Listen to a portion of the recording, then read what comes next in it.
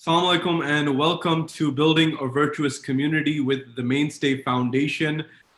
We are really excited about this episode. On the show, we're going to be discussing a variety of different topics. As you know, building a virtuous community is about all those elements that lead up to a strong and vibrant community. Everything from social affairs, family matters, all the way through to civic engagement, media, entrepreneurship. All of those elements that we as a community need to endeavor in, get involved in order to build a strong and vibrant community. The topics that we've discussed thus far include spirituality as well as leadership.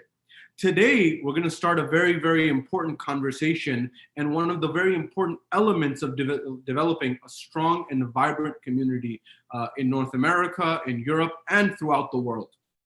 And tonight's topic is going to be about media and media engagement. How do we get involved? And to understand the importance of this topic, many have argued that there are three pillars to being a society, a community that is influential and has its voice heard in society. And those include finance, civic engagement, as well as media. On the finance front, we will be discussing in subsequent episodes the concept of entrepreneurship. How do we build and develop a strong and vibrant community, and in order to be able to sustain ourselves? That's the finance and entrepreneurship side. We're also going to be discussing civic engagement later down the road, and how can we get involved in the process, whether we are in Europe or America, within our respective countries, of being represented appropriately and making sure that our voice is heard. As you may remember in our previous episode, Sayyid Hassan, our guest, mentioned that in speaking with some of the top scholars at the highest level, many of them have encouraged and said there is no problem in being involved, civically engaged, I should say, in our communities. And the third element, which we are going to be discussing tonight, is a pivotal discussion concerning media and media involvement. And this is part and parcel of making sure your voice, my voice, and our voices as a collective are heard by our representatives and our society at large. We, as members of the Muslim community, for instance, who speaks for us? Do we speak for ourselves? Do we have other individuals who speak for us? And at large, how does our representation impact our global society, our national society, as well as the international community? Who is speaking for us? This is part and parcel of this conversation. If you go back to the history of Europe as well as the history of America, you will find that media has often been called the fourth estate. If you go to, for example, the history of the United Kingdom, you will find that there was this idea of monarchs or kings and kingdoms. There was the idea of the nobility, the people who were not royalty, but just below it. And then there was the idea of the commons. And the idea of the fourth estate were those people, that was the media, which bridged the divide, that helped the common individual in the United Kingdom understand what's going on in the lives of the royalty and the nobility. When we come to America, it's often been said that there are three different branches of government. And in America, the fourth estate has been called media as well. That is, you have the executive, the legislative, and the judicial branches. But additionally, you have the media branch, which actually helps to check the system that is in place. Nonetheless, there are many dimensions of media. And in particular, in today's modern era, we have social media, a game changer in the last several years or decade or so of time that has actually changed the dynamics of our world on a number of fronts. It has enabled us to create a platform where it may not have existed before. At the same time, it may not be all good and it may not be all bad. It may require a nuanced discussion. And we're going to be talking to our respective panelists on this very topic to see what are the pros and cons of media. We're also going to be talking about, is there a downside to media? And what is that if it's there? We're also going to be talking about how important media is and how, whether you realize it or not, whether you know it or not, the media has a tremendous impact in influencing how you and I operate in our world by molding and shaping public perception. That may be at the individual level, at the community level, at the national level, and beyond. The importance of this conversation cannot be overstated, because whether we know it or not, we are being impacted, either positively or negatively. We're also going to be talking about how can you get involved in media? Is there a path You may be interested in media and you may want to get involved, but you don't know how to get on that journey and how to move along that journey. Where do you get started? We're going to be discussing this with our panelists as well. And a whole slew of other topics and conversations will be had on this front. I'm going to start turning to our panelists. I'd first like to welcome them. I'd first like to welcome Brother Salim Kassam from the Muslim Vibe. Perhaps needs no introduction. We have also, for our audience, detailed the biographies of our respective guests, and I invite you to take a look at those in the links attached or included. I'd like to welcome them. Brother Salim, assalamu alaikum. Thank you for being on with us. Alaikum salam. Thank you very much for having me. Wonderful. It's a real honor to have you on. And Brother Amir Taki, again, a brother who's been in the media and has been tremendously influential in this space. Thank you so much. Assalamu alaikum, Brother Amir. Alaikum salam, Sayyid Shabeer, and thank you for inviting me. It's wonderful, wonderful to have you on. As Brother Amir has been very instrumental in our community and beyond, I should say, in his numerous documentaries, video productions, and different types of contents and channels that he's led over his career. So really excited to jump into this. I'm going to start off with Hajj Amir, and then I'll jump to Brother Salim on this issue. I want to first then start by actually discussing what is media. It's kind of a loaded term. Many people may be wondering, well, what does media mean? Does that mean the news? Does that mean social media? Our audience may have different concepts behind what we're talking about when we say media. So it may be fair to actually lay the groundwork and say, what are we talking about when we say media? So if you could shed some light on that, really appreciate it. Thank you very much, Sayyid Shabeer, for the wonderful introduction. And I think you've chosen a really important topic today to discuss amongst the young people, as well as people watching from all ages. The question of media is it's really a tricky question because it's kind of continuously being redefined as we pass time. As you know, the modernization of the internet has kind of changed the way we consume media, we understand media. But in the basic aspects of it, media is about directing the masses towards important issues. That is kind of the basic brass of it.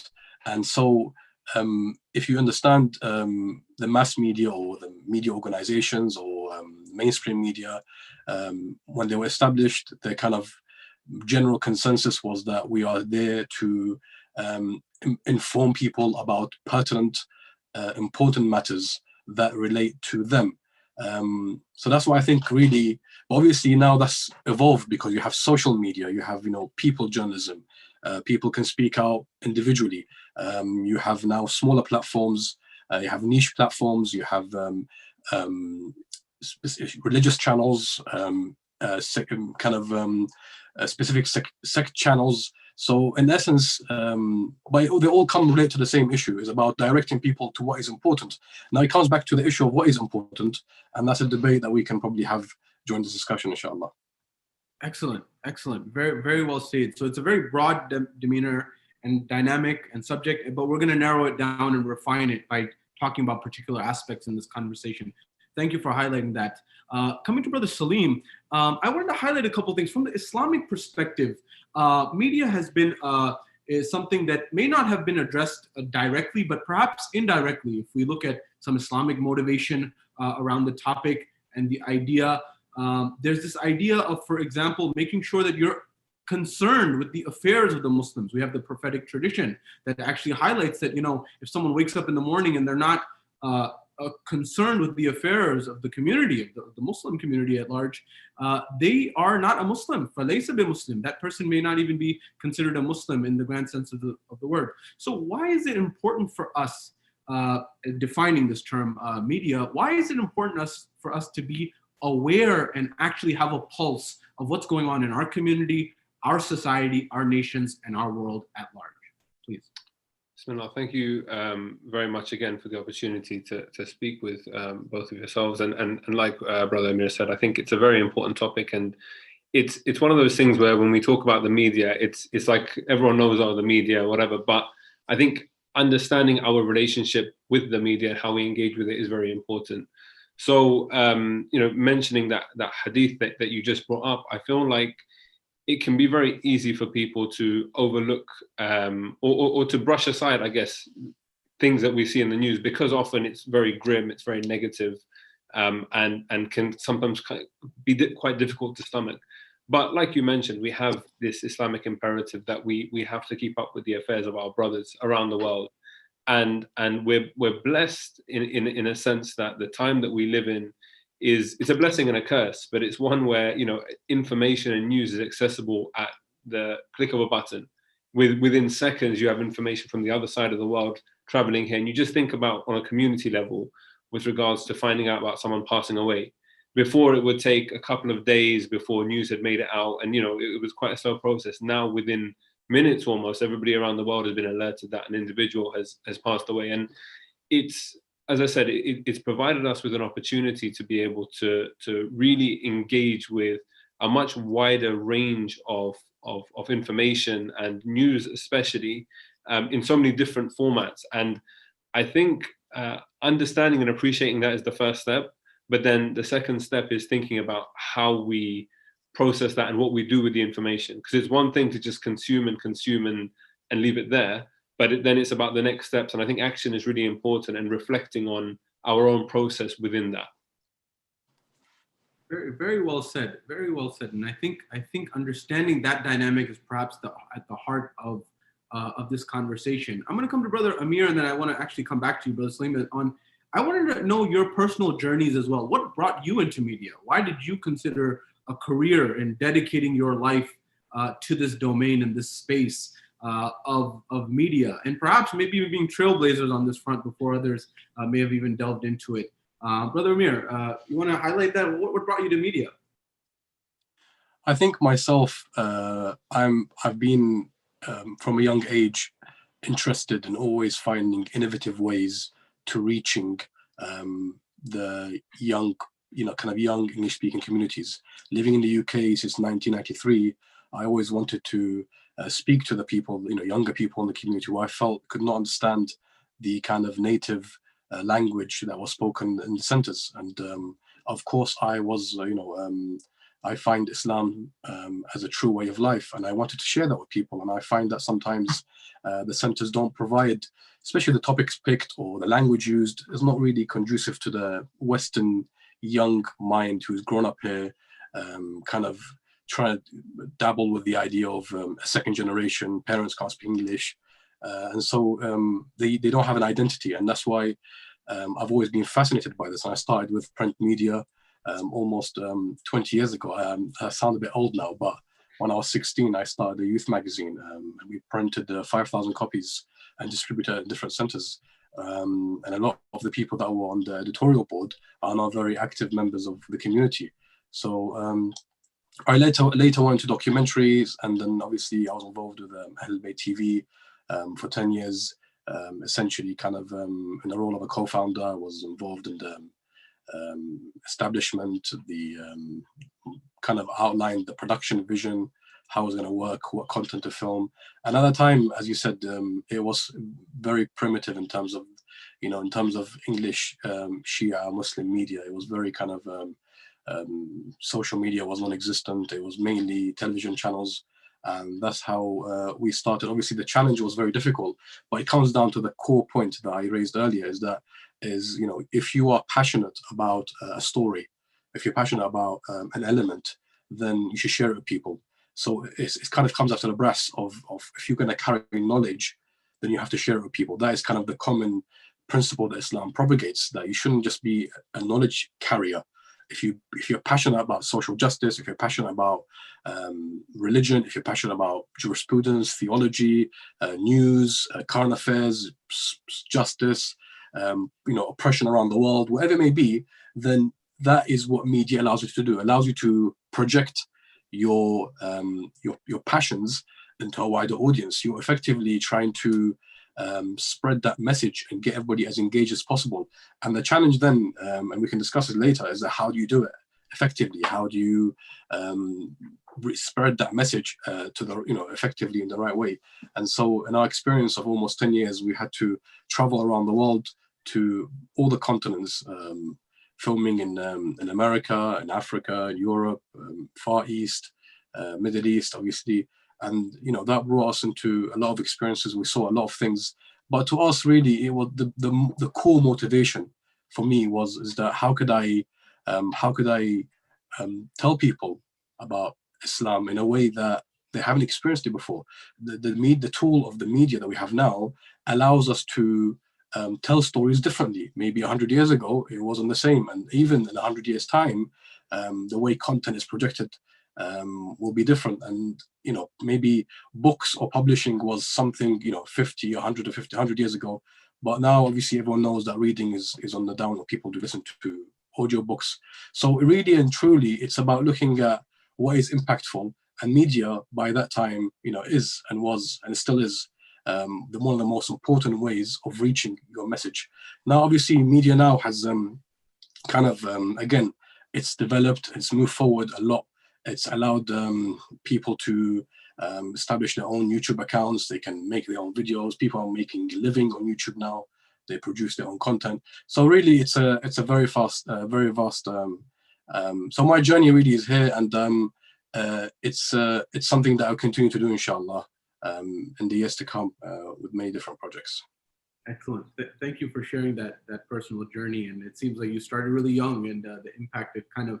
And what's really interesting about that is that you started when there may not have even been a platform, right? You're starting at 16 and creating content. So I think that's a lesson for our audience and all of us, that you don't have to wait for the opportunity. Maybe you can just create it. And I think that may come up in the social media conversation. Brother Salim, could you tell us a little bit about your journey and how you got into the media space? I think that may be interesting to our audience.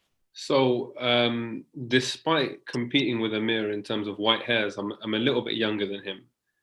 So Amir is an example of somebody that definitely, I think, was trailblazing from day one, and has always been, at the forefront of these kind of initiatives and things in the community. My journey is slightly different. So after university, I set up a digital marketing company with my business partner, and we basically, I think, we hadn't studied marketing, and we hadn't kind of gone down that from an academic perspective, but growing up on social media, and I think having a Facebook account at the age of 13, and then adopting Twitter and Instagram, and Vine, if people remember, Vine had a very short shelf life, but was around at some point. Experiencing all of these in real time and understanding trends, we found ourselves as knowing the space, and then being able to provide that as a service for our customers, for clients. And we were doing that. So we were doing social media marketing. But, as Amir said, there was a time when companies didn't realize they needed social media. So what we were doing early days was actually educating our clients about why they needed to be on these platforms.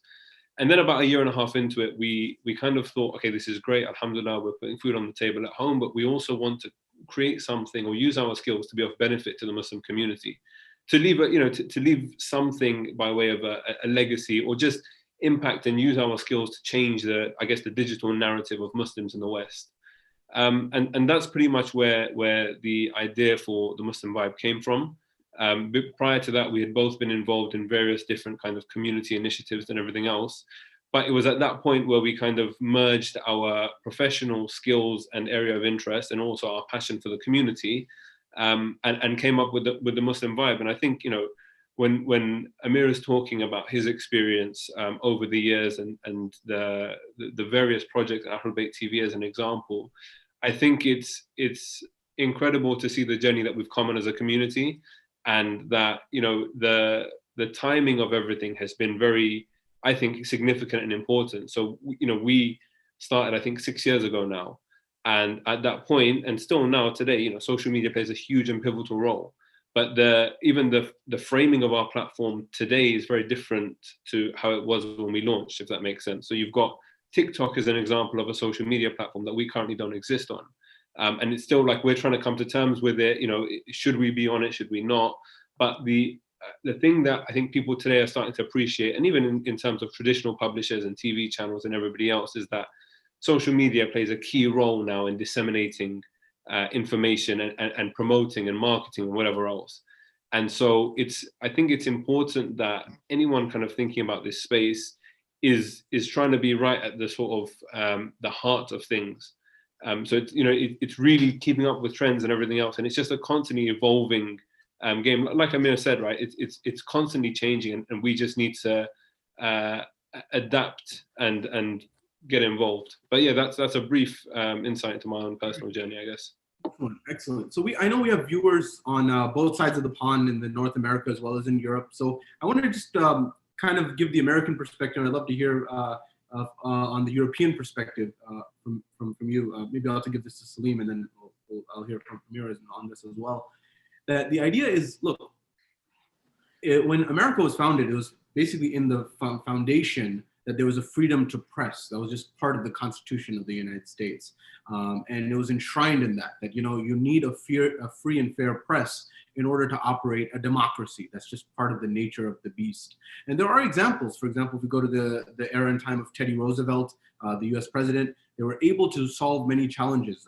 The meat companies, trusts were becoming huge conglomerates which had a tremendous amount of power.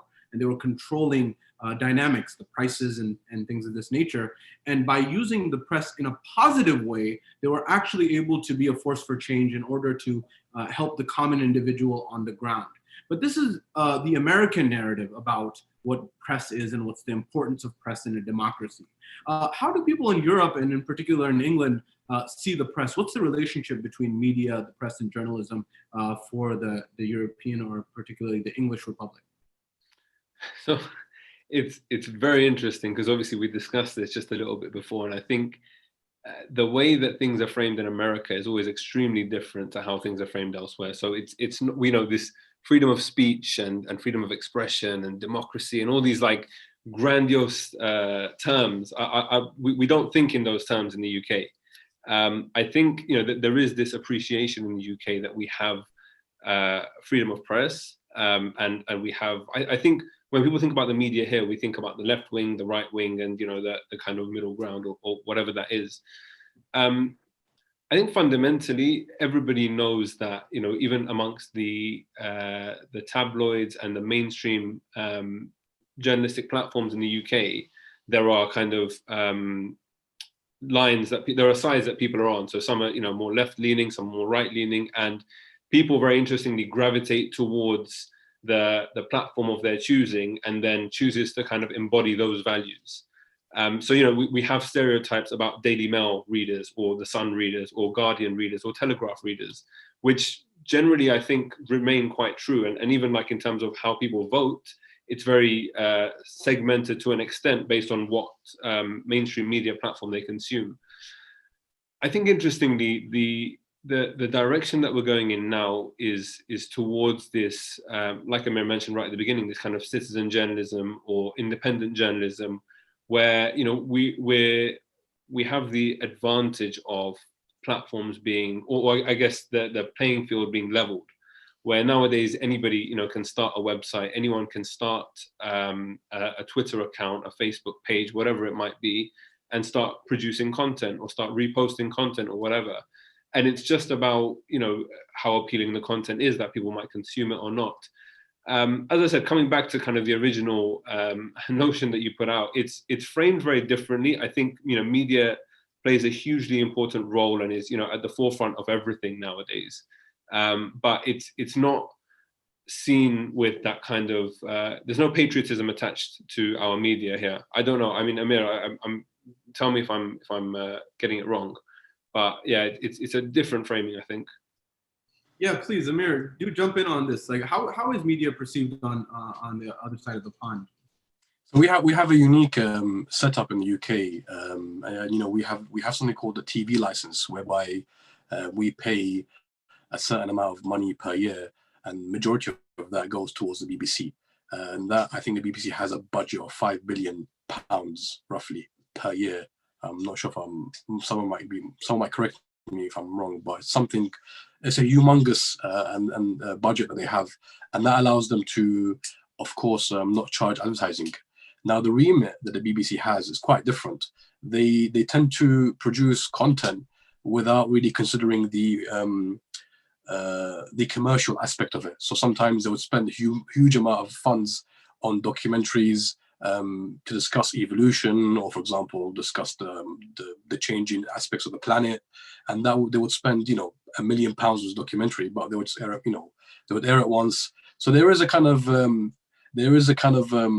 huge backing for the BBC, and of course Channel 4 receives a partial amount of that funding as well. So the essence of that the media is free, is there to account and keep the politics at check or keep the government at check is very fundamental.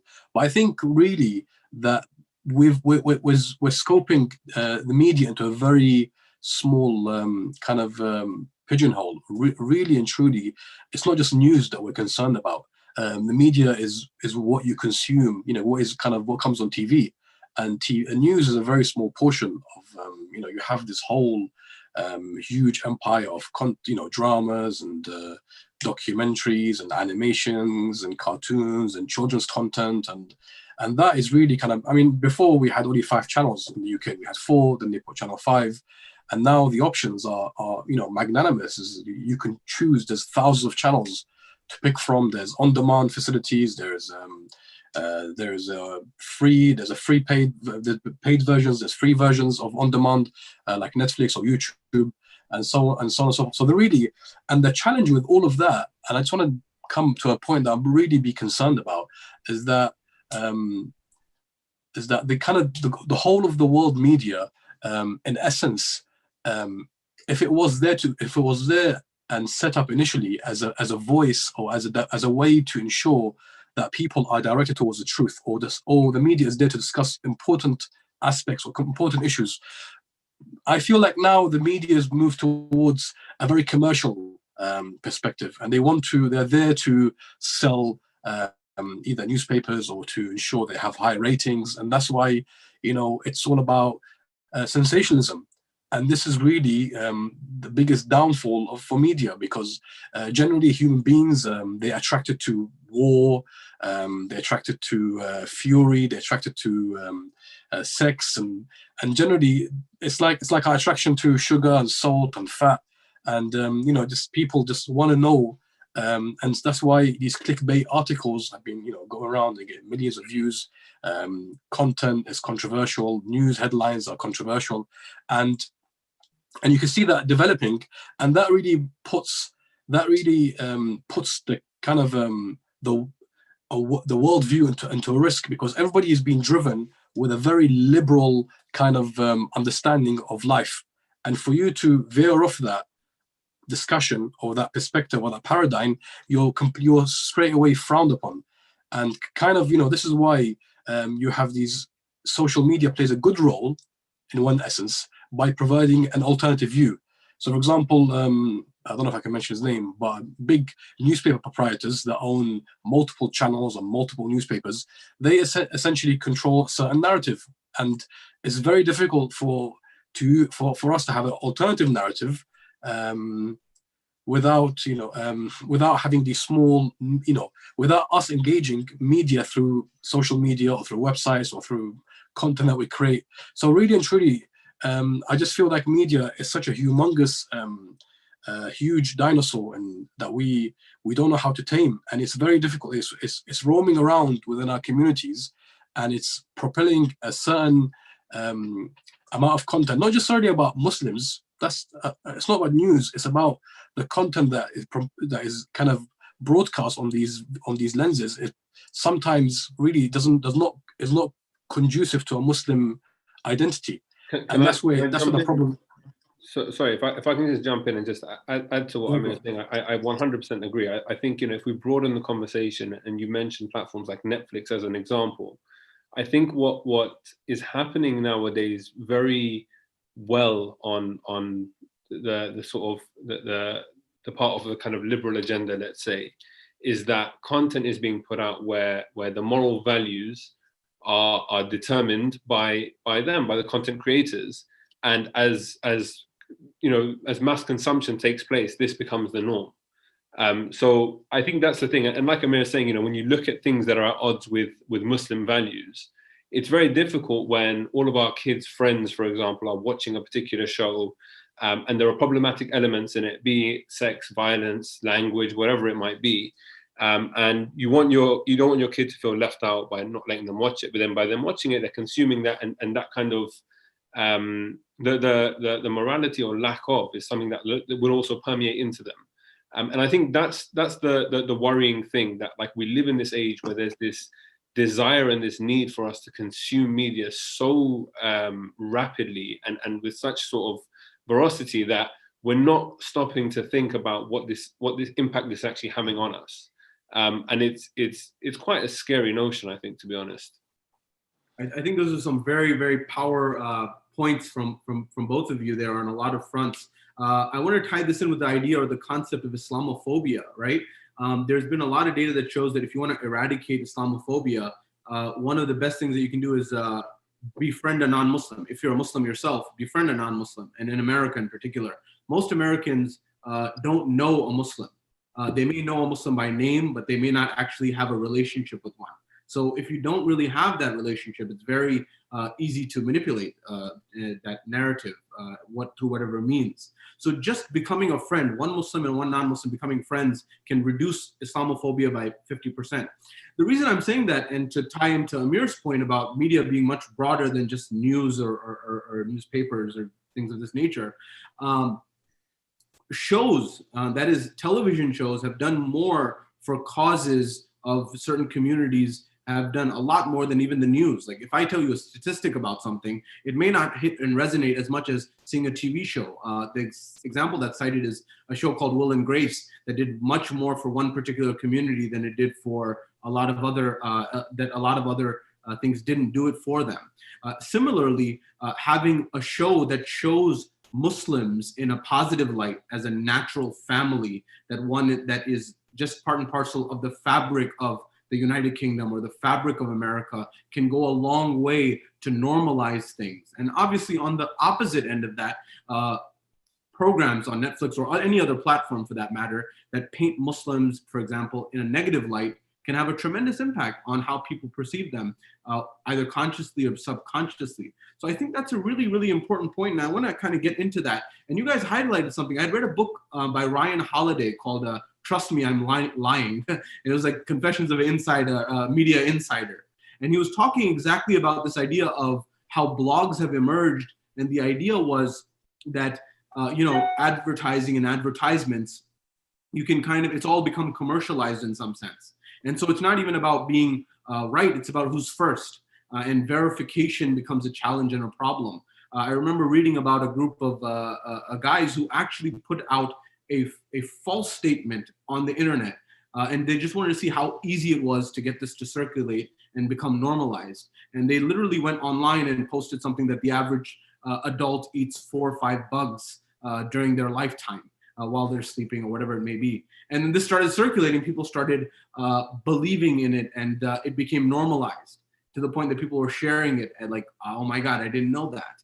And so I guess coming to this point, what is our responsibility? Maybe I can take this to Amir. What is our responsibility as members of the community in terms of making sure that information is valid and verified? Because there's a surge of AI coming. And in fact, I've been reading that with AI and artificial intelligence, it may even become very difficult for the common individual to understand what is true and what is fake news, so to speak, because the AI engines will put them out so quickly. So I guess what I'm getting at here is there's the problem here, but at the same time, what can our responsibility be in this environment in order to try to address these things so we are making sure that there's accurate information out?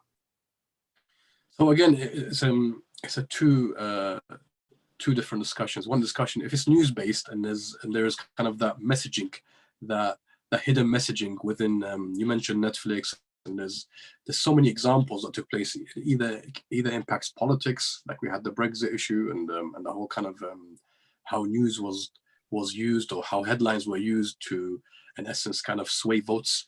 And you got the issue of them, programming that's innately problematic. They had the issue of a program, a big uproar about it, which was to do with pedophilia on Netflix. I can't remember the title. I'm sure people are aware of this, but this normalization of these issues is deeply troubling. And the question is, what can we do about it? So I think the first thing we have to admit is that media is, as a whole, television, kind of brings to our home a wide range of content And that content, previously, you know, we could somehow before insulate our families, educate them, and then slowly introduce this. But by the age of 5, 6-year-olds, they're having access to tablets and they can just go on to different shows. They're on YouTube, and parents are having to play this police role in the house, whereby they, you know, they've given their kids tablet time, and it's 1 hour, you can only do this and do that. And really and truly, it's almost impossible to manage that. And really the one solution that we can do is two aspects we can do. One is very important for us to spend time with our children. Obviously, I'm talking about young families, because, you know, once someone understands their faith and they expose to certain elements, they will be able to decipher how to deal with that. But when it comes to young people, it becomes very difficult. And that's why educating or dealing with our children, spending time with our kids, making sure they understand the correct elements is very, very important.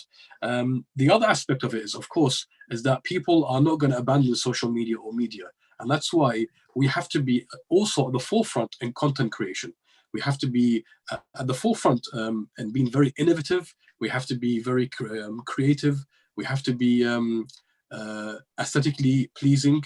We have to look at our scripting has to be the best. And all these elements come together to produce some kind of, if not alternative, but some kind of content that can satisfy people. Studies have come around and they said, why do people watch TV? And why do people, you know, sit down and watch? And when I mean TV, you got these, you know, like, what's that guy called in America? Steve Harvey. You know, they have this Family Fortune, very popular show, and we have that here as well. Why do people watch that? The questions are very ridiculous. You know, what 5 things you enjoy about Steve Harvey, for example? I don't know if I can mention his name, but anyway, we'll figure that out after. But the interesting element here is that a lot of the TV that we consume is not necessarily interesting. It's just to pass time and to fill. And studies have looked at this, and it's really shocking that they've come to the understanding that us consuming this information is one way of us escaping ourselves.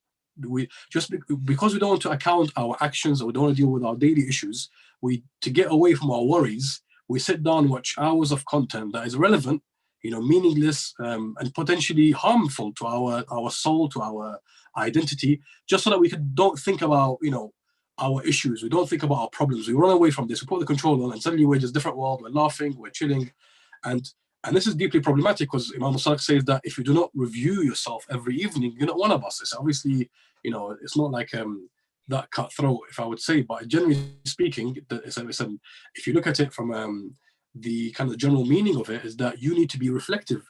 And so their media plays a very critical role in deferring you from that. And more so, and I don't want to keep talking, but more so the issue of social media and the issue of phones. You know, we probably spend, I don't know if you've got iPhones are telling you how many hours you're spending on your screen per week. It tells you. I'm not going to reveal mine because I'm ashamed of it, but it's a big number, right? And of course, a lot of work happens on phones. You know, we use WhatsApp to communicate with friends and family.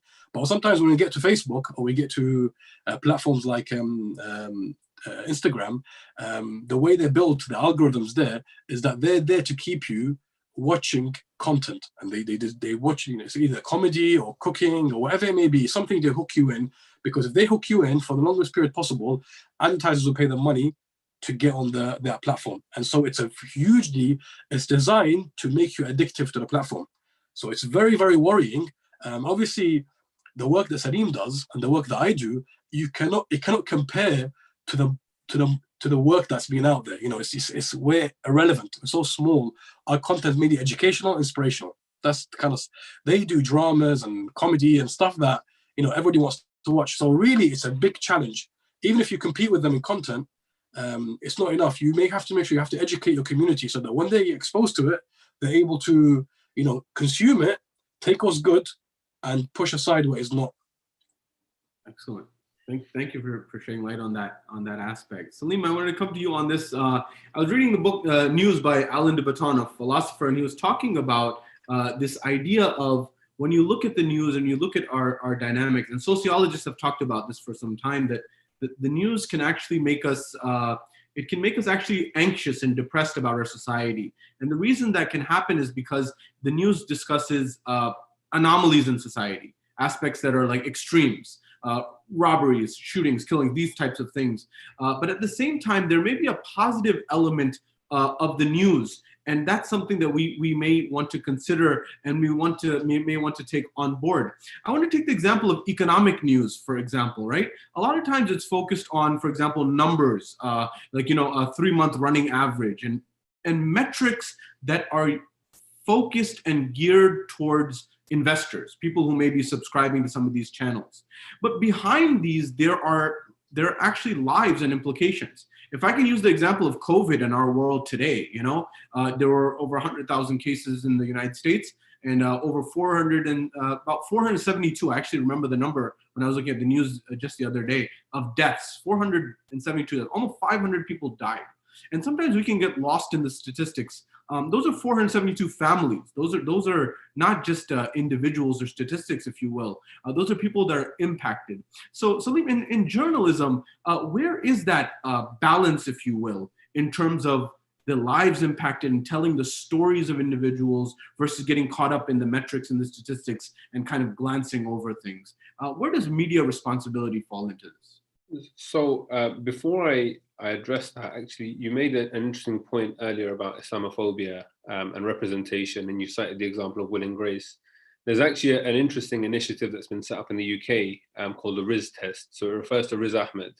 And basically the test is this, that you take a film or a show that you're watching, and if the show has at least one character who's identifiably Muslim by their ethnicity, language, or clothing, you ask the following 5 questions. So is the character talking about the victim of or the perpetrator of terrorism, presented as irrationally angry, presented as superstitious, culturally backwards, or anti-modern, presented as a threat to a Western way of life, or if the character is male, is he presented as misogynistic, or if female, is she presented as oppressed by her male counterparts?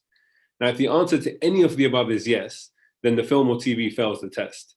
Now, it sounds quite simplistic, and there is I think it's called the Barbra Streisand test, which is what they derived this from, which was about female representation a lot earlier, like many years ago, in the media in terms of how female characters were portrayed on scene. And one of the criteria for that test is if there are 2 women in a scene, do they even talk to each other or do they just talk to the men?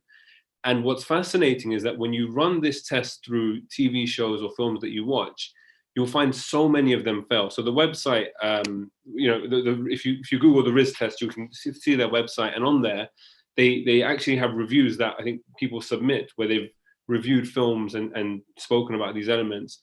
And it's fascinating that, representation is important, but just having a visibly Muslim person on screen doesn't mean representation. It can be negative representation, like in the examples cited by this. But I think, yes, I think we do need representation in the media, but it needs to be the right kind of representation. Now, in terms of responsibility, I think it's interesting when you were talking at the end and you were asking about the numbers.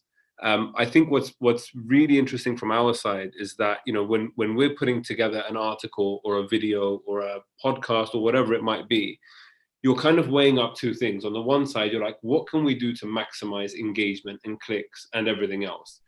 And then at the same time, you're thinking about what's our social responsibility.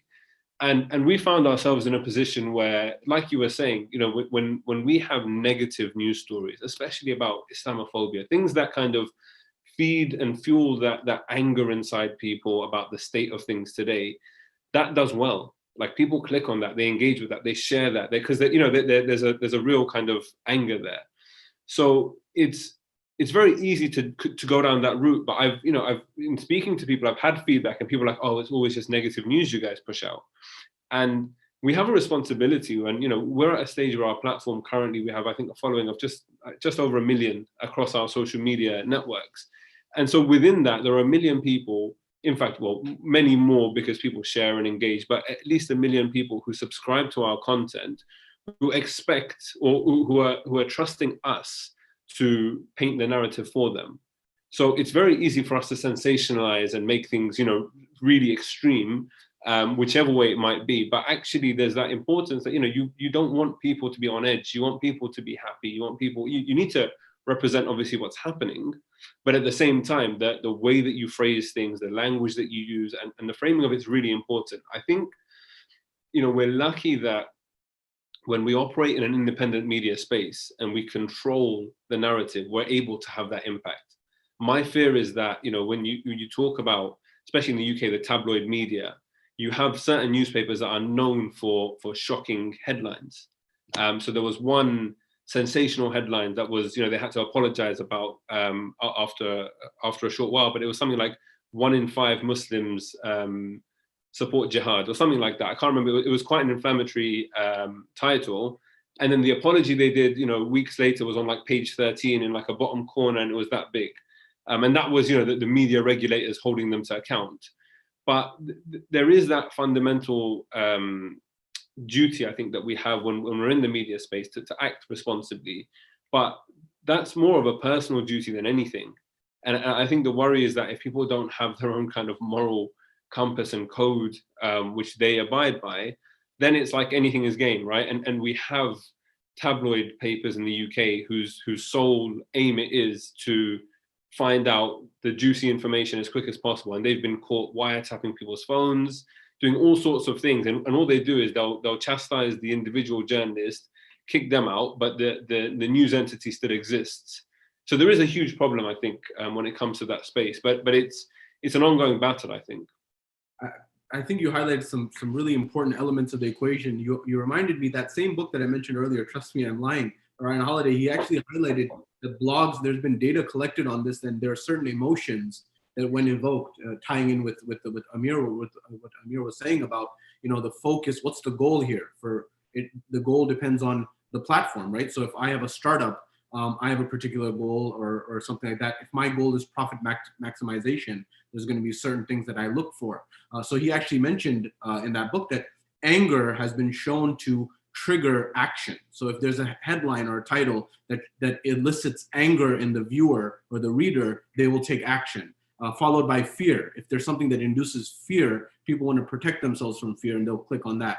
They actually found that sadness is not very motivating. So sadness is actually one of the lower rungs. So if something evokes sadness, people may stay away from that. So what I want the audience to perhaps consider from this is down to a science for a lot of different entities and outlets. So at some level, there may be an element of manipulation going on, whether we realize it or not, in order to get us to take action in a particular way, in a particular manner. And that's understanding the psychology. So I wanted to tie that in with the book Hooked, which is a well-known book in Silicon Valley that actually talks about how to make your app or your technology device as addictive as possible. And this is something that is part and parcel of the Silicon Valley startup culture. You need to know that there needs to be a trigger. There has to be something that evokes this emotion. And there's a cycle that lets you rinse and repeat. It's not a coincidence that, when you're bored and waiting for, the tube or the subway in New York or the tube in London, that you pull out your phone and you start, just tapping away. That's really ingrained in the psychology. So Amir, I wanted to kind of build on that idea, knowing all of these elements. As somebody who is in the community, if there's somebody who's watching here who actually wants to be a force for change in our community and actually wants to change the dynamics, say on an issue like poverty, or let's say mental health, for example, they see a problem in society and they want to help address it. What advice would you give to that person about what they could do? Could they perhaps, consider creating a documentary, a small clip, creating social media? What would you recommend for them to do if they want to raise awareness about a topic, such as mental health, for example, and actually foster and catalyze change? You're muted, Amir. Can we hear you? I think we got you muted. I'm going to unmute myself. Can you hear me now? Please, go ahead.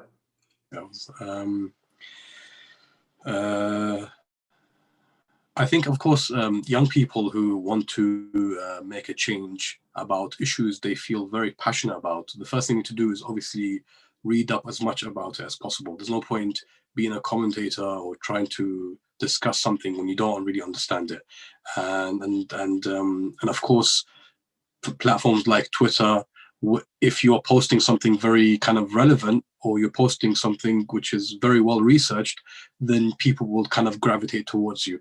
That's how it works. That's how you stand out compared to other people. Obviously, if you're just ranting, then it's not going to really have an impact. And once you understand the topic, then you can start, obviously, I think you should start small by potentially tweeting about things, creating threads about certain topics. Then you got, if you feel very confident, then you can move towards vlogging. You can create a YouTube account and start posting a video once a week, twice a week. Pick a topic that you think is relevant, spend 5-6 minutes on it, record yourself on your phone, get yourself a nice microphone, some lighting set up, and speak and articulate your views. Obviously, make sure it's structured and it's effective. Then you can straight away move into a platform like the Muslim Vibe. There's other platforms available. People, obviously, they allow you. They look for writers and people that have interest in certain topics, and they have editors who can improve the standard and the quality of your writing. Obviously, so you just have to give it a go. You have to just kind of. I'm assuming that's right, Salim. I'm not going to kind of. Yeah. No, I'm not folding. I'm not going to send you forward to you for. You say sorry, we've got a different policy. So just generally speaking, you can obviously touch upon that after. But once you kind of do that, that will take you a couple of years to do that. And once you do, then you really, then you find where your skills lie. If it's in video, or if it's in writing, or it's whatever you feel comfortable with. And documentaries are very complicated projects. You need a big budget and a team and whatnot. But writing straight away will give you that, and then suddenly you become an expert or something. You become someone who people refer to. You might get invited to events to talk about this issue. You might be able to contact a production house and say, I would like to work with you as a volunteer. I'm a researcher. I would be your runner. And that's how you get in. You need to kind of just be very persistent. And if you make that intention, you eventually can get in.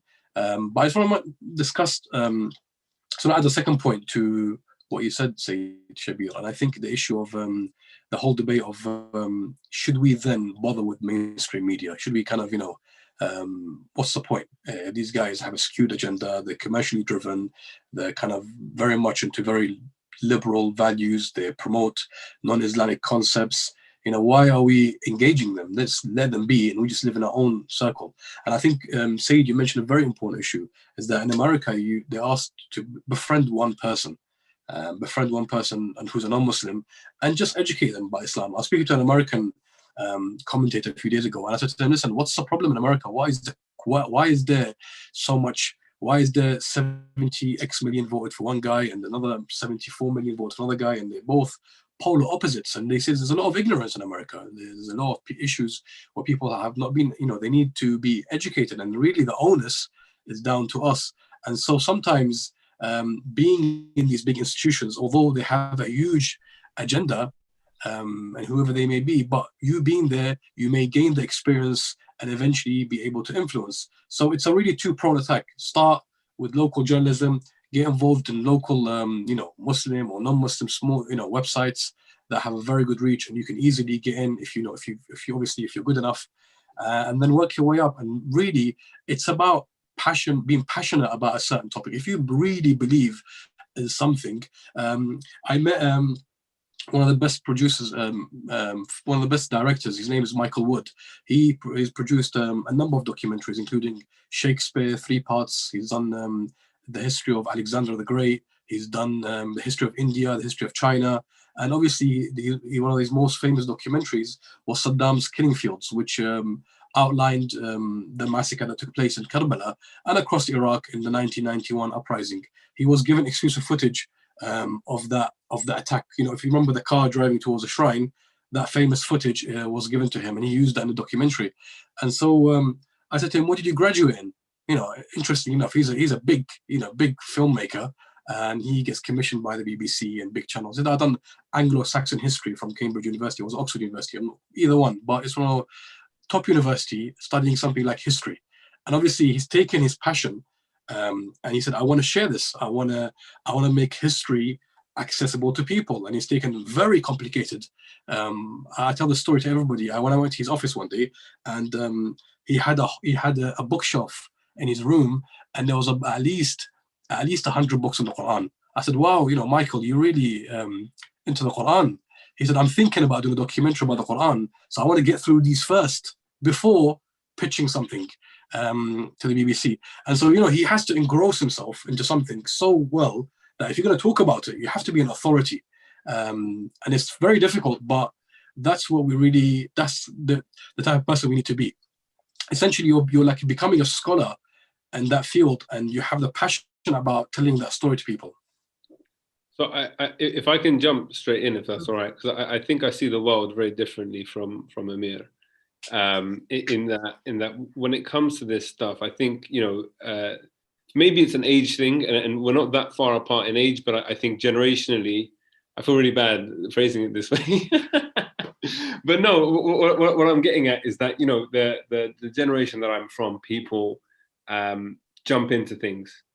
People to change their bio on Instagram and suddenly they're a poet or they're a entrepreneur or whatever they want to be. And I think, now is the perfect time to, use the internet to your advantage. Do some online free courses. YouTube has an abundance of resources. And, if you want to become a graphic designer, you can learn graphic design on your own. Back in the day, you had to have someone teach you or whatever else. If it's video, you can't be a graphic designer when you're on. Come on, Salim. Let's be honest. I see he's going to get very upset when he hears this part, by the way. No, but what I mean is that the basic skills you can learn, even video editing, for example, you can learn the basic skills, whereas before, a lot of this was very inaccessible. Whereas now, a lot of the technology is open source and you can learn bits for yourself. And like Amir said, there are platforms like ours where we do accept content, be it written or otherwise, where it can be the sort of the sort of first steps to getting out there. I think where we kind of fundamentally differ, for myself anyway, is that I believe, and this is probably like almost like a separate conversation, but I believe that when it comes to talking about media platforms, unless we are at the top, unless we're decision making, I think there's very little or limited influence and impact that we can have. Yes, we can sway a narrative or have like a slight impact, but ultimately, if we're not the ones pulling the strings, then we're always going to be swimming against the tide if our own kind of sensibilities and agendas aren't aligned. So I think whilst I do at the same time believe it's important we have individuals in those institutions, because yes, there is damage limitation that can be done and there are things that can be progressed. At the same time, it's not for me, because I feel like you're always going to be limited in that capacity. Whereas when we own the platforms, when we control the narrative, we can do what we want, say what we want, obviously for the greater good. But ultimately, it comes down to the fact that we're able to grow our platform on our terms and get across our narrative. And something Amir said, like almost, I think, probably 45 minutes ago, about the need to diversify our content. So it's not just about creating Islamic or religious programming or having discussions and debates that are centered around that or around Muslim culture, but we need to start really pushing things out there. So in terms of all of the arts, I think there needs to be a push. And for me, that's a generational conversation, because we need the support of our parents to be okay with us not being doctors and dentists and engineers and all the usual stuff, but to appreciate and embrace the need for the arts, because they have a huge cultural impact on general discourse around Muslims in the West, for example. So it's a huge space that's growing, and I think conversations like this are important, but people that are listening and watching need to kind of step away and assess their own involvement and engagement in this space and their own perspective as well. Like, if your son or daughter came to you and said, I want to be a journalist, or I want to be an artist, or I want to be a poet or whatever, what's your response going to be? Because these are, even comedians, for example, these are very serious career paths that have huge social change and impact, or can have, but if done in the right way and if supported by family and friends and community and everything else. So yeah. Very interesting. So I wanted to kind of give this another tack on to this, Salim, if I may. With respect to a couple of things, and we've got a bunch of questions trickling in, so we're going to get to those in a second. People are really engaged and interested on this topic on both ways. And that's really the crux of our conversation here. We're not here to tell you who to vote for. We're not here to tell you which media outlet to watch. We're here to just say, get involved in the process as in whatever capacity you are interested in doing so. Having said that, I want to talk about this concept from Islamic perspective, and I want to get your perspective a bit on what's the responsibility and the ethics of media. And I'd love to hear from Amir on this as well, about this idea of within Islam, character assassination. This has become the norm. In the same book I had mentioned earlier, News by Alain de Botton, he talked about this concept of, in the past, in the Greek era, athletes, whether it was gladiators or, for example, it was people who were politicians or renowned orators of society, they were also painted in a positive light. Yes, perhaps occasionally negative, but there were positive things that came to the forefront. However, in today's modern society, especially when it deals with politicians and others, there's a lot of character assassinations that may take place, and that may be important at some level for accountability. Maybe not the character assassination part, but at least holding people accountable. From the Islamic aspect, there's a lot of dimensions of, for example, backbiting, riba, or for example, buhtan, for example, like slander. So backbiting being something that may even be true, however, you're not to share it. Or slander, something that's not even true, and you're spreading things like this, namima, and other aspects of spreading things that may not be true or talking about people. Now, when it's dealing with a tyrant or someone who's oppressing society, that the rules shift. It doesn't necessarily have the same things applying. But with respect to a journalist or someone in the media, what's the responsibility of making sure that someone's character is preserved, yet at the same time balancing that with bringing the truth to the light? What would you say about that? So if I'm being honest, I'm glad you said that you would tackle the Islamic side and I would provide like a more journalistic perspective, because I think, for me, I make the personal calculation of if someone is doing something in public life, then it's important that or is an entity in public life, and it's important that we're aware of who that individual is. And if he does something, for example, contrary in his private life, which becomes public, you have to make that calculation as to whether that's relevant or not. I think it's interesting you didn't mention cancel culture, but that's basically the culture that we live in today, right? Where someone puts one foot wrong, or even someone claims that somebody has put 1 foot wrong, and suddenly that person is cancelled. And no one wants to know or hear about this person ever again, and won't trust them or whatever. But even that, I think, has a very short shelf life where very quickly someone can bounce back. But it's a weird time that we live in, because I've seen firsthand people's reputations been ruined by anonymous tweets that are often unfounded, with no evidence and no proof, but that's enough to pull someone down.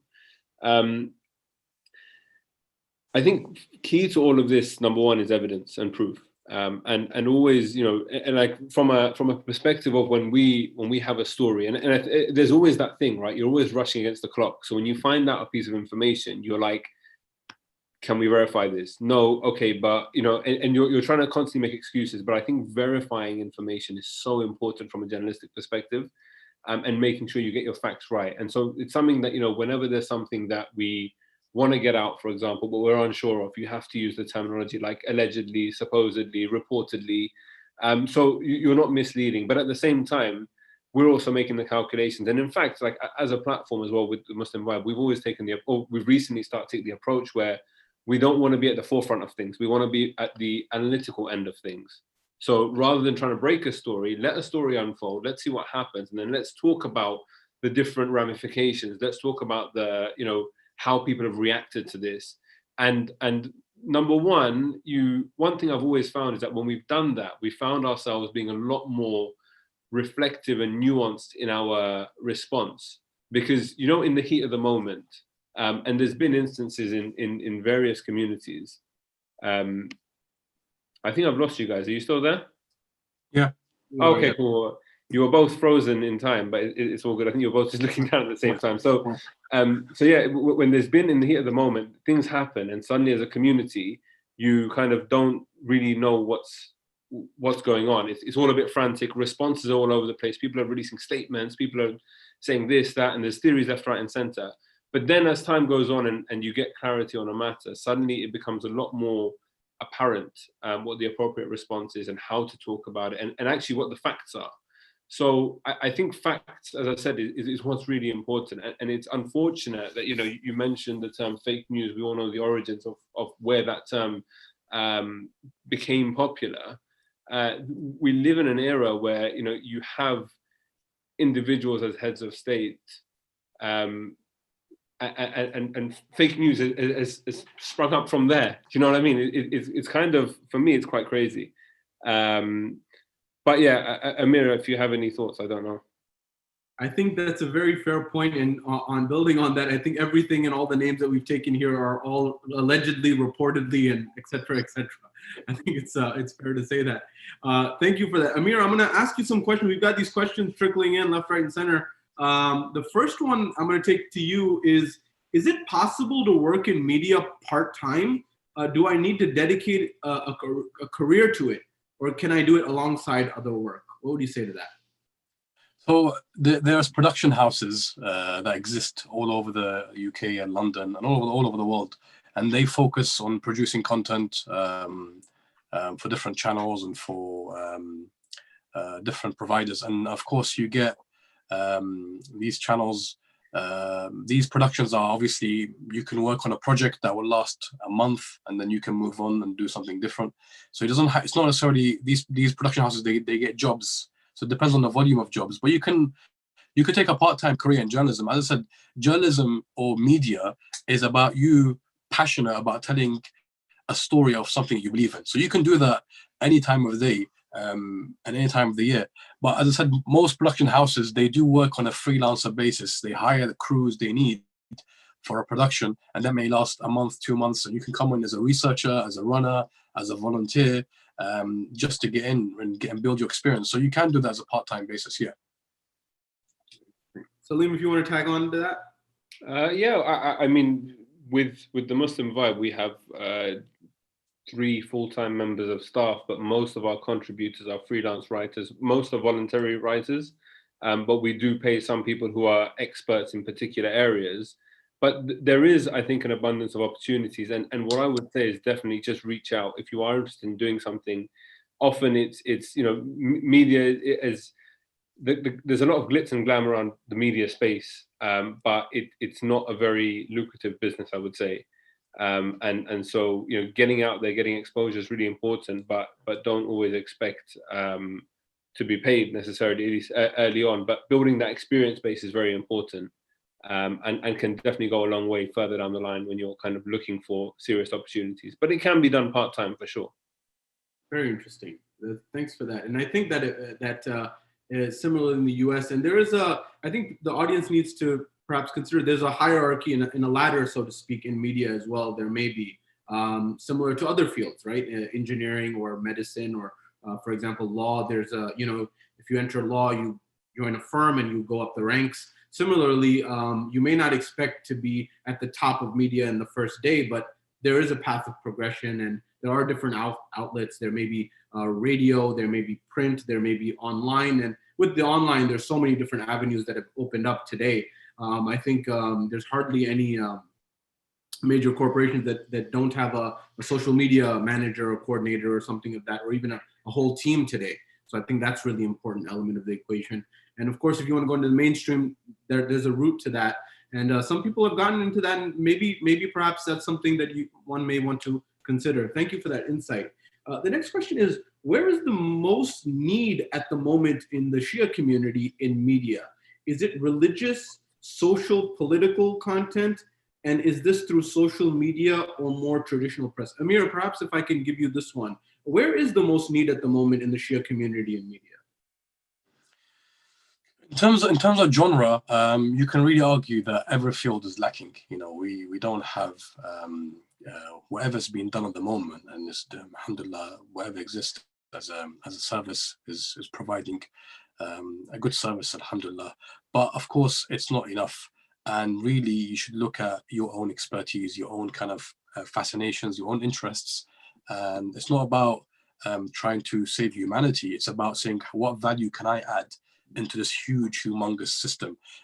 As you mentioned, you know, in media, there's 2 different spheres. There's the kind of the information and the knowledge that you have, and there's the technical aspects, the filming, the editing, the color grading, the sound editing. These are all technical roles, and that's matched with a very kind of research-based, more storytelling-based.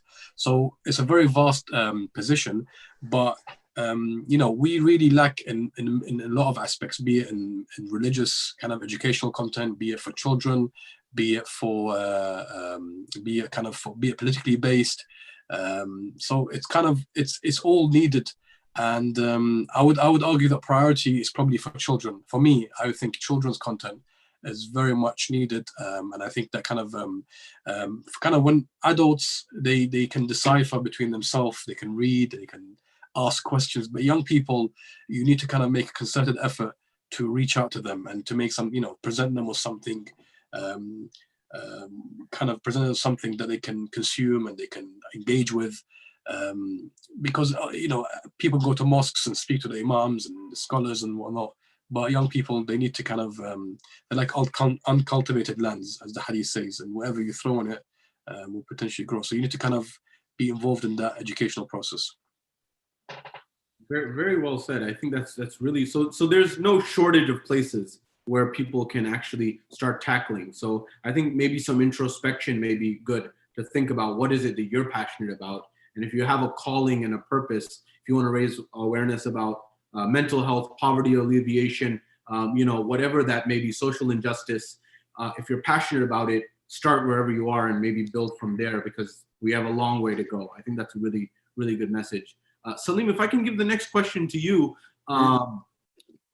with respect to this, the question is surely to achieve some of the things mentioned, such as dramas for Muslims, we need funding from institutions to achieve this. So how is this achieved? I think we're quite far behind as a community in terms of appreciating this. And the reason I say that is from the experience that I've had and what I've seen as well, is that often it's younger people that appreciate the importance of media, be it digital or broadcast or anything else. And what I've seen at least is that the older generation, who are let's say the larger donors in the community, don't fully appreciate the importance and the impact that social media, digital media, these kinds of things can have. So there's a bit of a disconnect there. But I think we're getting there. I think slowly people are starting to appreciate, and you take Ahlul Bayt TV as an example of it's become a household name within the Shia community specifically. But that's a process that has taken a lot of time and many years. And even then, from like a perspective of support, that's still like a slow and ongoing process. So I think, like with everything, unfortunately, we're a little bit behind in terms of where we are as a community.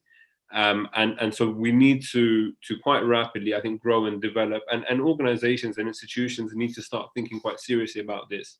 I know, and I've heard many conversations that people have had about setting up think tanks and about, launching different initiatives to diversify, even looking at from like a political engagement perspective, looking at lobbying and all that kind of stuff. We need to essentially get out in as many avenues as possible to further our agenda. So there is work to be done, but I think, it needs for people to kind of consolidate, come together and really push this forward. Very good. Very well. Can I just come in and say, Shabeer, sorry.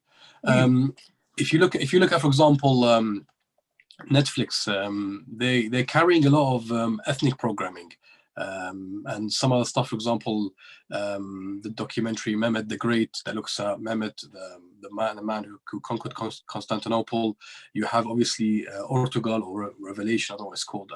This huge Turkish drama that looks at the kind of the Ottoman Empire and the role it played, and it's a lot of kind of it has a bit of propaganda, but needless to say, it's not the traditional, kind of youth, young people getting drunk and kind of the perception that people paint what American dramas should be. Rather, it does, they do approach it with and Netflix carries these programs because obviously they know that there's a kind of growing need for these kind of content. I remember I was on Ahlul Bayt TV once, and we had a caller call in, and it was a non-Muslim caller. She said, I want to donate this £500 to the channel. I was like, oh, what's your name? She goes, my name is whatever her name is. She goes, I'm non-Muslim. I said, so why are you donating? You know, what's driven you?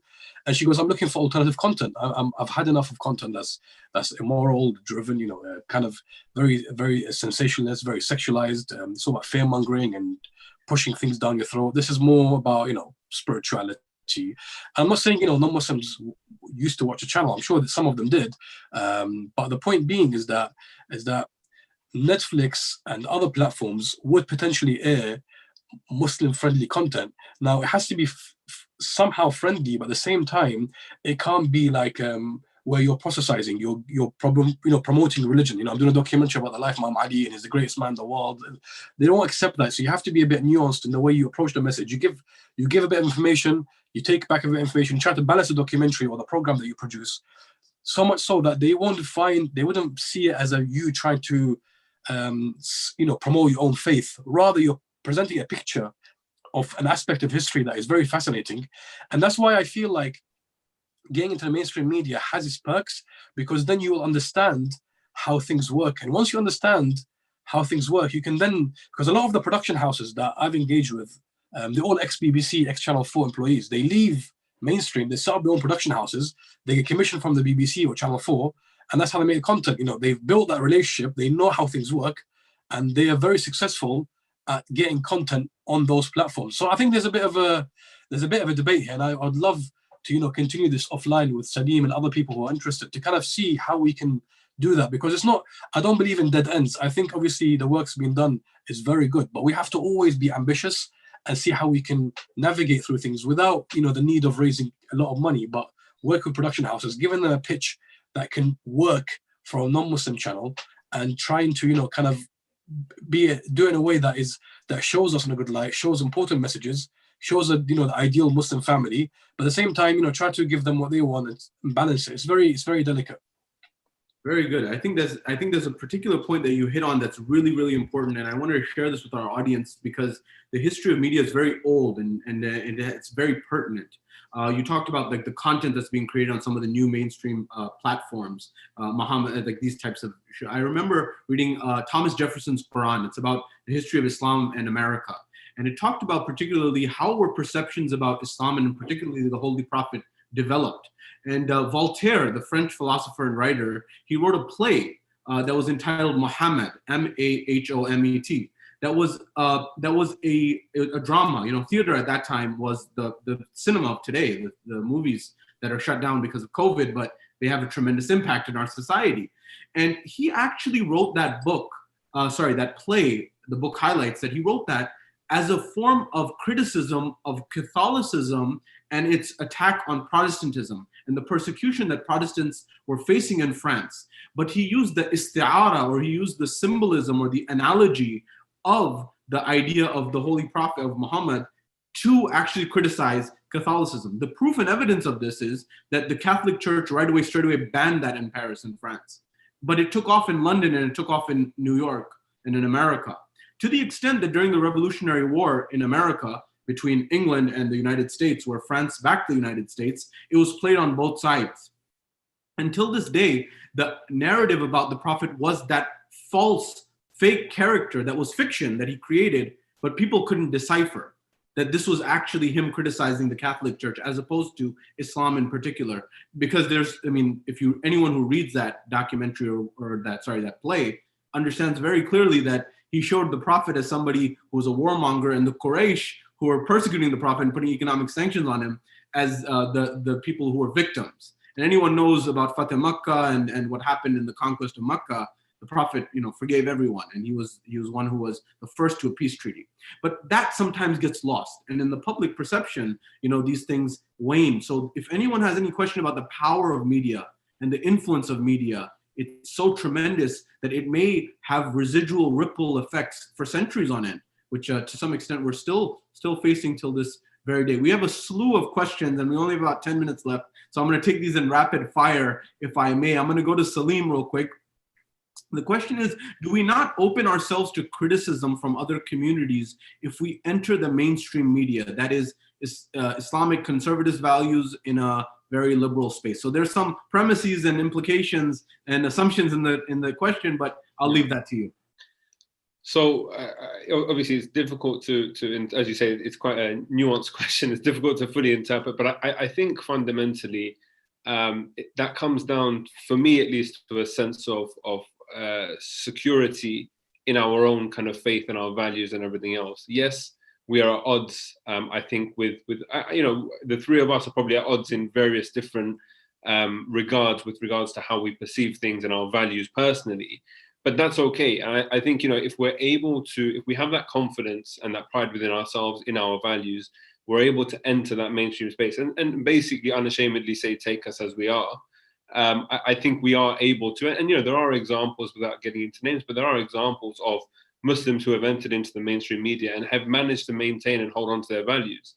I think there is always that discussion and that debate to be had about, but does he really believe this, or does she really believe that, or are they not selling out, or whatever else. But I think there are examples, and it is doable. It's not easy. I don't think it's easy at all. But if we believe what we hold to be true, then I don't see an issue in being able to get out there. And yes, take the criticism, but you have to have the answers as well. You have to know your stuff, know what you believe in. Very good. The next question, it seems to be actually towards you. It's been kind of in particular. It says, why did you make the decision to make the Muslim Vibe a platform to all Muslims and not Shia specifically? That's an interesting question, actually. I think it's one that I've privately answered quite a few times, but never kind of publicly.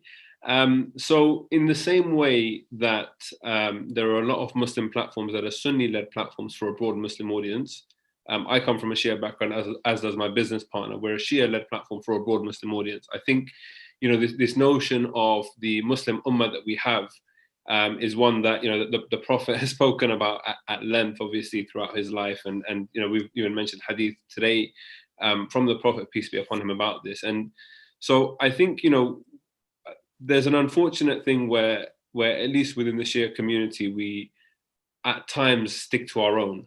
And we're very insular in the way that we do things. But I think, there's enough commonality between the different sects, and generally as well, where, to the point that our writers, I don't know which madhab they're from, I don't know who they follow, I don't know any of these things, but as long as the content fits in line with a broad Muslim understanding, it's okay. And we do also explore and we discuss some of the differences. So around the time of Ashura, we had a video where we had a Sunni Muslim and a Shia Muslim discussing Imam Husayn and talking about the nuanced differences there in their understandings and their interpretations. And in fact, we're actually making more of an active effort in 2021. This year, to be honest, we had set loads of plans up, and then COVID happened, which kind of derailed a lot of the filming that we wanted to do.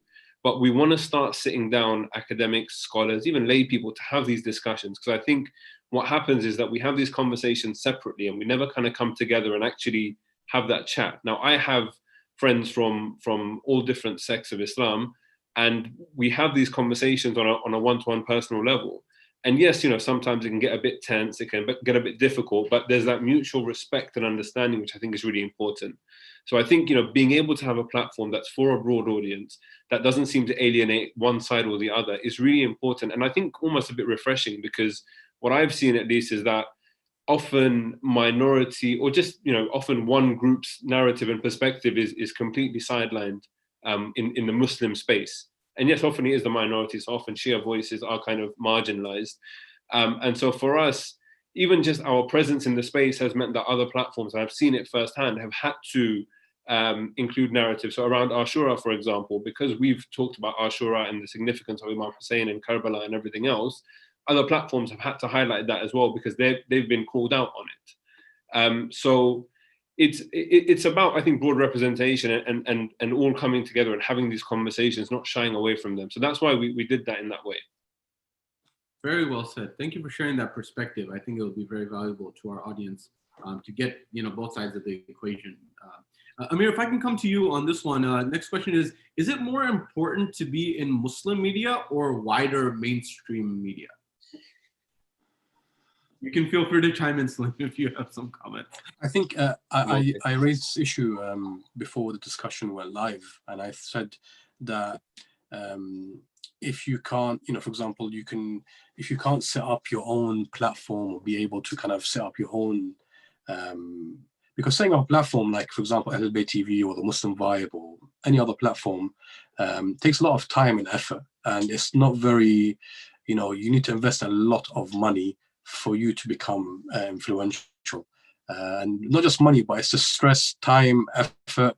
And if you can't do that, and you don't feel comfortable working with existing Muslim platforms for whatever reason, of geography, location, taste, it's obviously it's very then important to start off your career by going into mainstream platforms or channels. But of course, as I said, it's very important wherever you work. It doesn't matter where you work. As Islamically, you have to kind of understand your own principles. You understand where you stand on certain issues, and and it doesn't, that's kind of irrespective of where you work and how you conduct yourself. You can't concede what you believe in. So that's kind of a given. It doesn't matter where you work. And a lot of people work in banks, they work in financial services, they work in they have to grapple with theological or reconciling faith and life. And the same thing with media. It's not like it's not like an odd place where everybody's like openly sinning. It's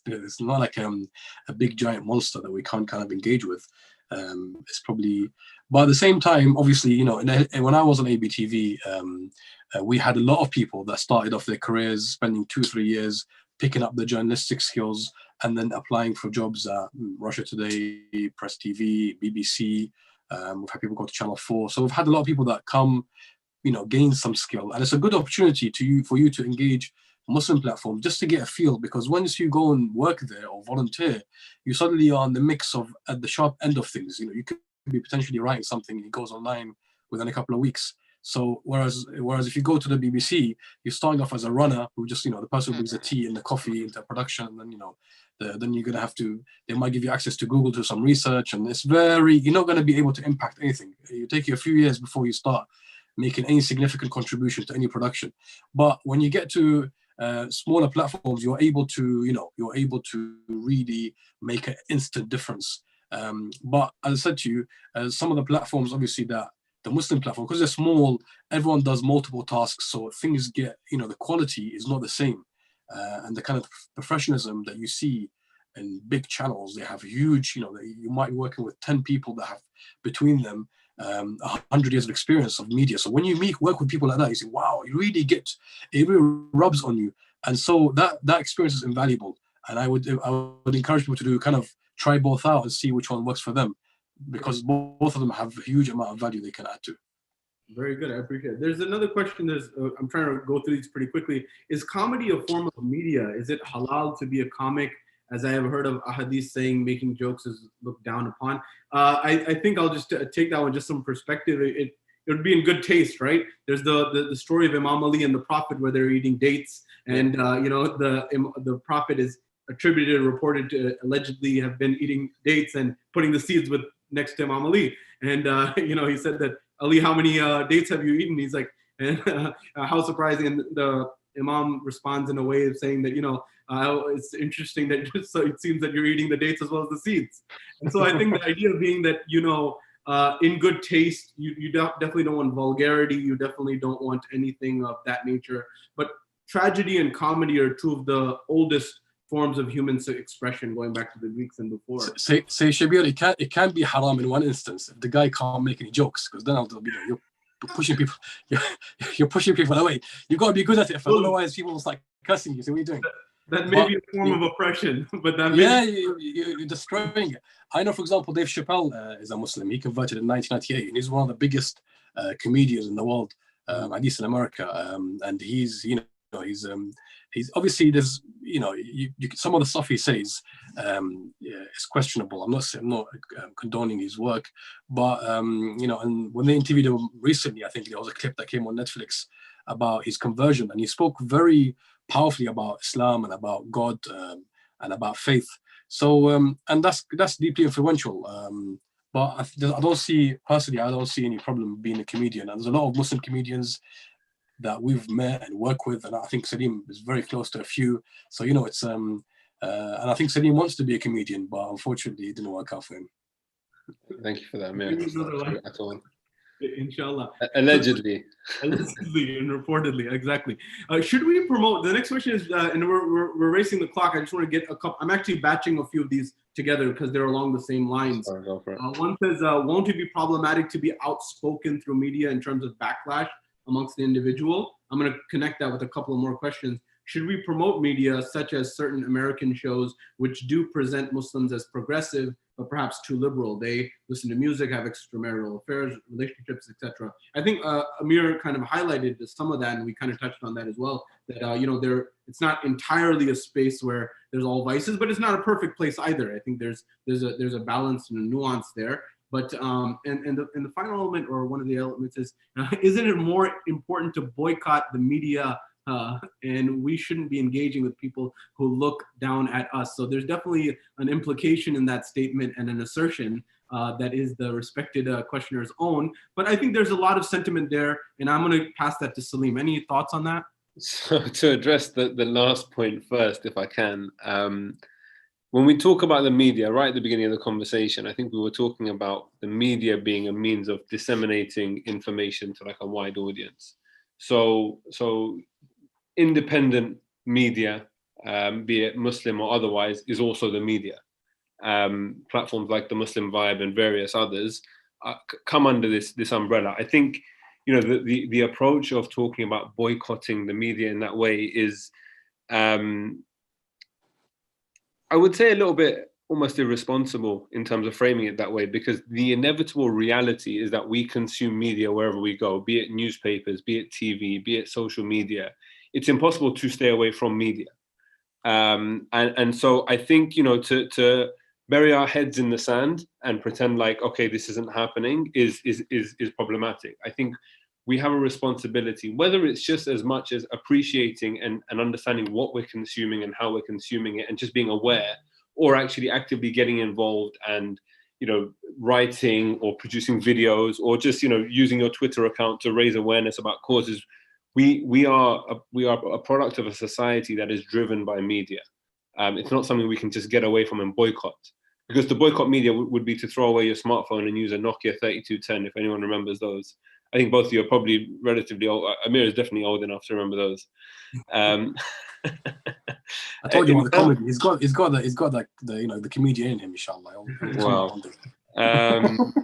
This conversation is about to descend if we go on any longer. The other issues was about, so there was one about, you know, backlash upon the individual if we speak out, or being outspoken through the media.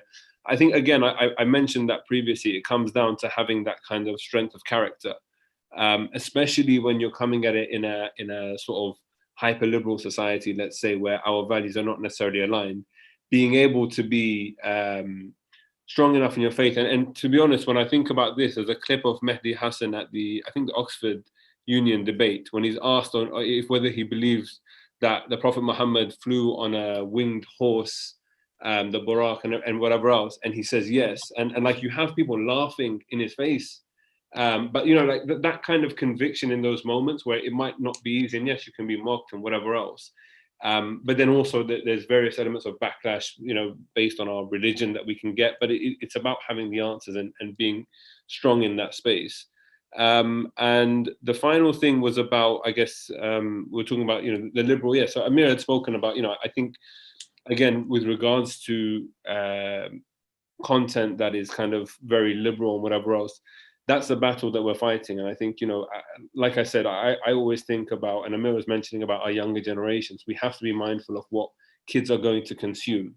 And the reality is that, you know, from right now, we don't have any high quality kids content. I think for Muslims, there are a few platforms out there. There's Hannah and Omar. I know one Malaysian content producer that makes kind of stuff for kids.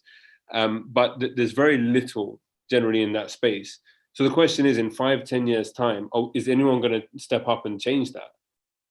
Because if not, we're going to be having the same conversation in 10 years and saying, oh, we need something for our kids, but there's nothing that's been done.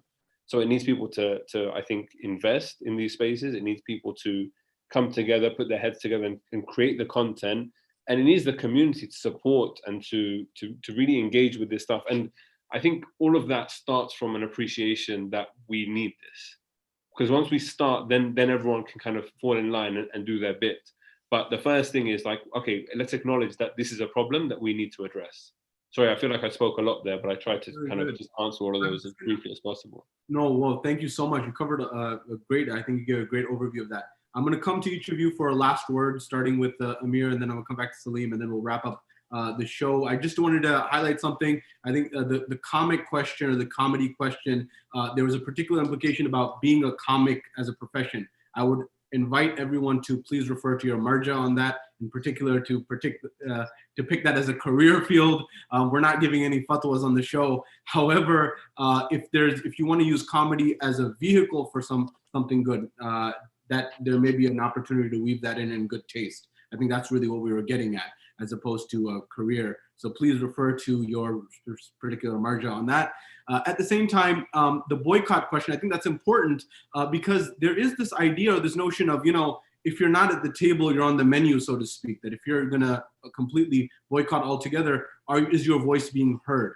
Of course, you're entitled to whatever you want to do. If you want to boycott, that's your prerogative. And if that's the approach you want to take, that may very well be good. In fact, people are doing that. The concept of voting with your wallet, like what do you pay for? What do you subscribe to? I was in the App Store the other day. Some of the top apps are things that are social media outlets that don't allow any paid advertising because people are so fed up of it. And I think our panelists talked about that idea that, people are willing to pay for different content, new content, fresh content. Amir, I wanted to come to you for a last word for our audience about what do you think the media engagement really comprises and what to do, what are the next steps? So for me, we are living in kind of really important times. Really, a couple of 100 years ago, Muslims were being persecuted for being Muslims. They were killed, they were kind of chastised. And really, we live in a time now where we're either living in America or Europe, where we have everything at our disposal. We have facilities, we're educated, alhamdulillah. Some of us, we have some wealth, alhamdulillah. So we are a very competent community. And this opportunity really brings us a huge responsibility. This authority, this brings a huge responsibility that we need to use this opportunity to really articulate and use the media as a platform and try to somehow articulate our beliefs or our position to the wider audience. So it's really and truly, this opportunity is a fantastic chance. People sometimes, they misunderstand or they misconstrue the media to be a huge, humongous kind of evil entity. But really and truly, we can engage it, and we can be able to use that tool to really speak, and the kind of the proof is in the pudding. The existing platforms have millions of viewers, they have millions of likes, their content reaches, they get awards. So alhamdulillah, that is a kind of a huge, and really our aspiration is for the media is to kind of remain as they are in terms of like broadcasting important issues. But as I said, it has to come down, as I started, it has to come down to really focusing on the issues that matter to us, focusing on issues of justice, wisdom, truth, as opposed to just kind of, make it sensationalism. So that is kind of our message to whoever wants to get into the media. If you do get into the media, make sure you carry those principles with you, and that way you can make a change. Excellent. Thank you so much for that, Amir. Salim, last word. I don't think I can top what Amir just said, so I'll let him have the last laugh, so to speak.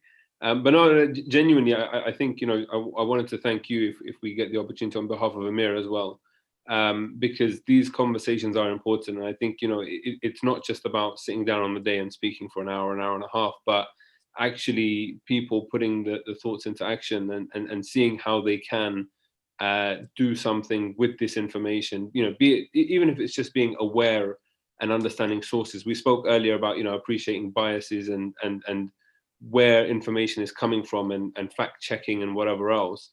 But all of these things, I think, lend themselves to the upliftment of the community at large, and that's what we're trying to do with all of this, right? So whether it's engaging meaningfully with the Muslim Vibe or other projects or whatever else, or just taking a more active role in your own kind of media engagement, I think this is fundamental work. So I guess thank you to yourself and the Mainstay Foundation for putting this together as well, and for the opportunity for both of us. Absolutely, absolutely. Thank you so much for being on. I should say on behalf of the foundation, we really, really appreciate your being here and enriching this conversation. Obviously, the views of the respective panelists are their own. However, we enshrine their ability to have freedom of speech, and they have given some great insights, as well as the idea of our focus here is to ensure that you are involved and at the table of politics, economics, media, and all of these different elements of the equation. And it's not to tell you to vote one way or the other, or choose anything of that nature. The whole focus of this series is in order to get involved. And I think our respective panelists have highlighted that exceptionally well. They've made it clear that there's so many opportunities in media to get involved. And I think what the brother Salim in particular had mentioned and brother Amir had alluded to is there's so much to do. And if I tie that in with our leadership conversation last week, these things won't be done unless someone takes the leadership on them. So find what you're passionate about, find what you want to be a cause for change for, and how you can bend the arc of justice in that direction in order to make the world a better and a more profound place. Media, as well as finance, entrepreneurship, I should say, as well as political and civic engagement are vital to the growth and the prosperity of our community wherever we may be. We'll leave it at that. We again thank our guests so much for the time. They have very busy schedules, but thank you so much for making the time. Thank you to our audience, and thank you for everyone who's tuned in. We'll leave it at that. Wassalamu alaikum wa rahmatullahi wa barakatuh.